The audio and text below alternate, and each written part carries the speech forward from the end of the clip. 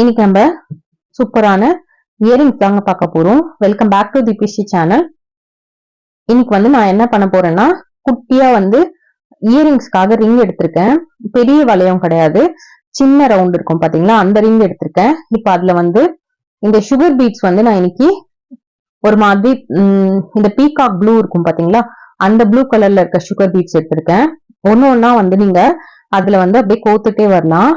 அந்த வளையம் இருக்கு பாத்தீங்களா, அதோட ஸ்டார்டிங் பாயிண்ட்ல லைட்டா ஒரு பெண்ட் மாதிரி இருந்துட்டு தான் இந்த ரிங்குள்ள மாட்டுற மாதிரி இருக்கும். அதை மட்டும் லைட்டா நீங்க நோஸ் பிளேயர் வச்சு ஸ்ட்ரெயிட் பண்ணி விட்டுட்டீங்கன்னா நெக்ஸ்ட் நீங்க பீட்ஸ் ஈஸியா அதுல கோத்துக்க முடியும். இந்த நோஸ் பிளேயர் யூஸ் பண்ணி அதை மட்டும் கொஞ்சம் ஸ்ட்ரெயிட் பண்ணிக்கோங்க. ஜஸ்ட் அந்த பீட்ஸ் எல்லாம் உள்ள போறதுக்காக இந்த மாதிரி ஸ்ட்ரெயிட் பண்ணிட்டு ஒரு பீட்ஸா நீங்க அதுக்குள்ள கோத்து யூஸ் பண்ணிக்கலாம். இந்த சுகர் பீட்ஸ் மாதிரி நீங்க ஒயிட் கலர்ல இந்த பீட்ஸ் இருக்கும் பாத்தீங்களா, அது கோத்துக்கலாம், கிறிஸ்டல் கோத்துக்கலாம்.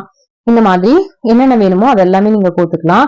இந்த கிறிஸ்டல் இந்த பீட்ஸ் கோக்கும் போதுமே கூட சென்டர்ல வேணும்னா கிறிஸ்டல் கூட நீங்க ஆட் பண்ணிக்கலாம்.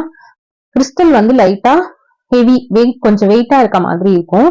பட் நீங்க இந்த மாதிரி சுகர் பீட்ஸ் எல்லாம் போடும்போது உங்களுக்கு வெயிட்லெஸ்ஸாவும் இருக்கும், பார்க்கவே ரொம்ப எலகண்டா சூப்பரா இருக்கும்.